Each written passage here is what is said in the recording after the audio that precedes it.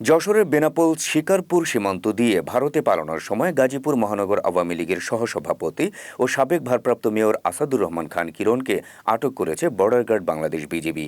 আটককৃত কিরণের বিরুদ্ধে 2টি হত্যাসহ 5টি মামলা রয়েছে বলে জানান বিজিবি উপ অধিনায়ক ফাহিম ফারজিন। যশোর ব্যাটালিয়ন 49 বিজিবির অধিনায়ক লেফটেন্যান্ট কর্নেল সাইফুল্লাহ সিদ্দিকী জানান, মঙ্গলবার ভোরে অবৈধভাবে ভারতে প্রবেশের চেষ্টাকালে শিকারপুর বিওপির সীমান্ত এলাকা থেকে আটক করা হয় তাকে। কিরণ গাজীপুর টঙ্গী এলাকার মোহাম্মদ আলীর ছেলে। শিকারপুর বিওপির টহল দল মেইন পিলার 28/1 থেকে আনুমানিক 100 গজ বাংলাদেশ অভ্যন্তরে বেতনা নামক স্থান দিয়ে অবৈধভাবে বাংলাদেশ থেকে ভারতে অনুপ্রবেশের চেষ্টা করছিলেন কিরণ। আটককৃতের বিরুদ্ধে মামলা দায়েরের মাধ্যমে শার্শা থানায় হস্তান্তর করা হয়েছে। হ্যাঁ ভাই সাহেব, আপনার পরিচয়টা জোরে বলবেন, পরিচয়টা বলেন। আমি আসাদুর রহমান কিরণ, হ্যাঁ, সহসভাপতি গাজীপুর মহানগর আওয়ামী লীগ। আপনি কোথায় যাচ্ছিলেন?